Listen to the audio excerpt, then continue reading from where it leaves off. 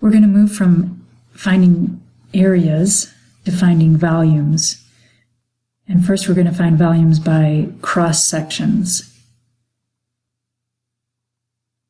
Let's review the formulas for the areas of various shapes that we'll use. So the area of a square, we know, is just the side squared. The area of a semicircle will be 1/2 pi r squared. In this case, r will be 1/2 g. So pi halves quantity g halves squared, or pi eighths g squared.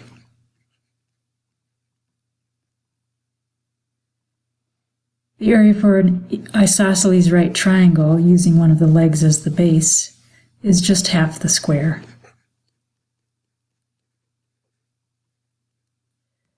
There is a formula for the equilateral triangle based on the length of the side, which is the square root of 3 over 4 times the side squared. If you remember from your trigonometry and your 30, 60, 90 triangle, that is half of the equilateral. When you drop the altitude, the base is cut in half. That's the short leg. The long leg, which is the height, is the square root of 3 over 2. So if we just use the area as 1/2 base times height formula, we'll get area as 1/2, the base is 1, the height is the square root of 3 over 2, and so we have the square root of 3 over 4. That's where that ratio comes from. Okay, but our leg here, or our side here was 1. If our side was g, then it's square root of 3 over 4, g squared. Okay, so here's what's going to happen with cross-section volumes. First, you're going to be given a scenario that tells you what the base of this three-dimensional object is going to look like. So in this first example, we're going to start with a circular base of radius 2.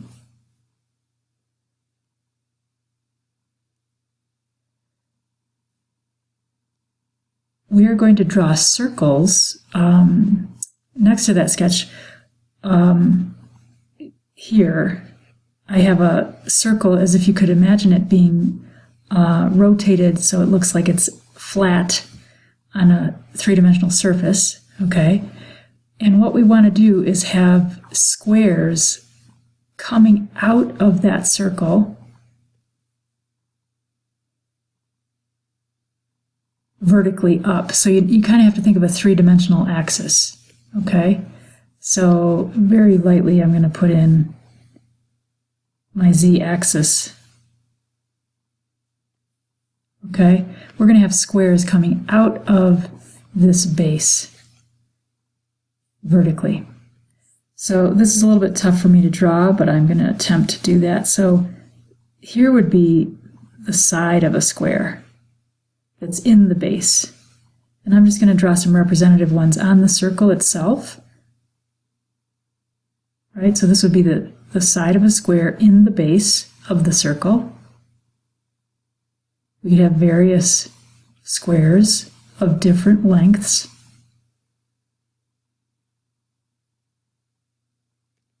All right, and those squares are going to be coming up out of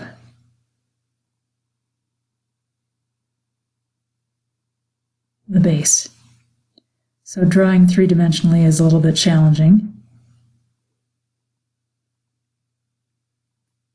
But I'm going to try to draw 3 representative squares.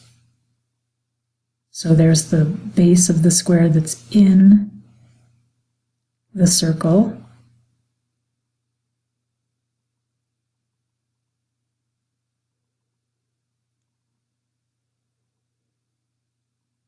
And the square is coming up out of the circle. So the square is close to the edge, or, I'll call this the negative x-axis, right? Far to the left on the negative x-axis and far to the right on the positive x-axis are going to have small areas, the square is closer to the y-axis. Well, the y-axis is going to be the largest square that you could possibly have. Okay, but there's 3 representative squares on this circle. All right, these squares are perpendicular to the x-axis. Okay. All right, it says, what is the length of one side of the square? So we know every square has some length for its side, but the side is dependent on where it's positioned on the circle. So let's look at this picture here. We could find, for a particular x value, we could find the particular y value that goes along with it, creating this height from the x-axis. All right, so let's do that. We know that the circle, if it's circular base, we know the equation of the circle is x squared plus y squared equals 4. If we want this vertical height, this y value distance, then I'm going to solve this equation for y, and that is the length of this height, which is half the length of the square. So we could say the length of the one side of the square is 2 times the square root of 4 minus x squared. The equation for the base region, which is the circle, is going to define the length of the side of the square. Okay, we know the area of the square is g squared, so we're going to square this quantity and get 4 times 4 minus x squared, or 16 minus 4x squared. Okay, so now let's get back to these squares. This square, standing up out of the circular base, it has an area defined by this formula, this g squared, 16 minus 4x squared, but it also has a thickness. That thickness, because the square is perpendicular to the x-axis, is a dx thickness. So I could talk about the volume of this one square as being 16 minus 4x squared times dx. This is the volume of one square. What I'd like to do is add up the volumes of all of the squares that could be positioned vertically with the circle as the base. Okay, so how do we add up all of the volumes of all of those squares that have a thickness dx? We're going to say the integral from -2 to 2 of the volume of one square.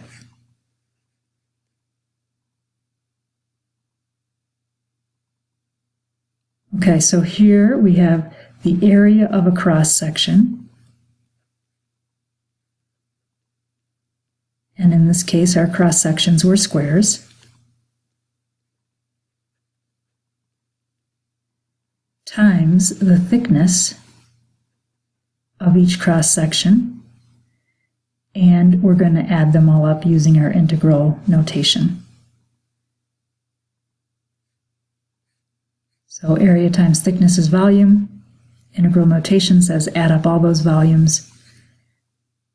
Okay, so we can antiderive and get 16x minus 4/3 x cubed, evaluated from -2 to 2.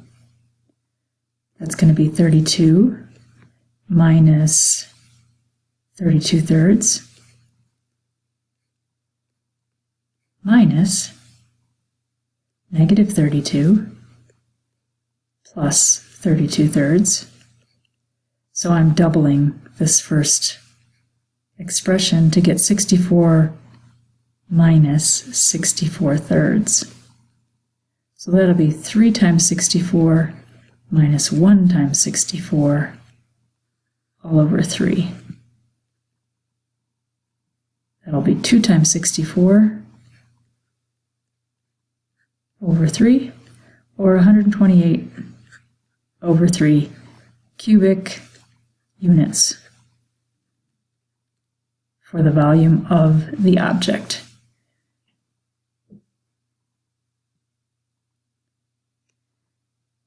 Okay, what would happen if we had that same base region, but this time our cross sections were not squares, but they were equilateral triangles? So coming up out of the base is an equilateral triangle.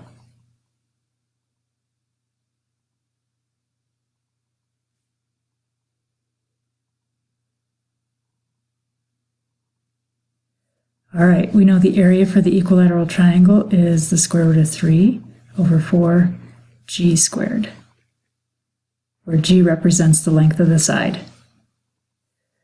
Okay, so find the volume of the solid formed if the cross section's perpendicular to the x-axis. That means we're still going to have a dx thickness. Our equilateral triangles. Again, remembering that our equation for y, the distance from x, right, the distance from the x-axis up to the edge of the circle, that is distance y. The distance down to the lower edge is also y. So the side of our triangle must be a 2y distance. All right? Because I need to use my variable or my integrand in terms of x, because I have a dx, I'd like my equation solved for y in terms of x. All right, so we're going to use the area of one triangle, the square root of 3 over 4.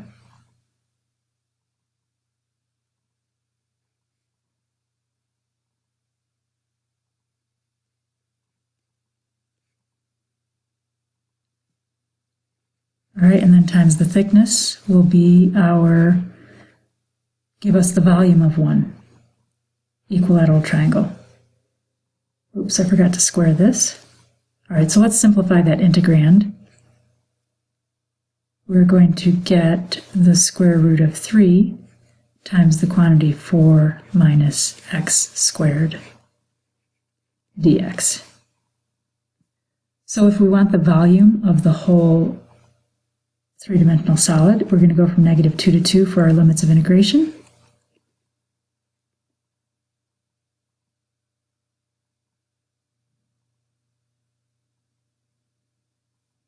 Okay.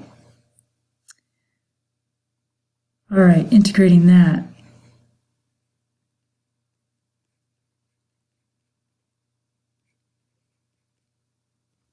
We will find our area. Okay, I'm going to save that because I'm going to run out of time on this little 15-minute video. So let's do one last one, and that is if we have isosceles triangles that are on the base. Now what we mean by the isosceles triangles is basically half the square. So this edge and this edge are the two legs that are congruent.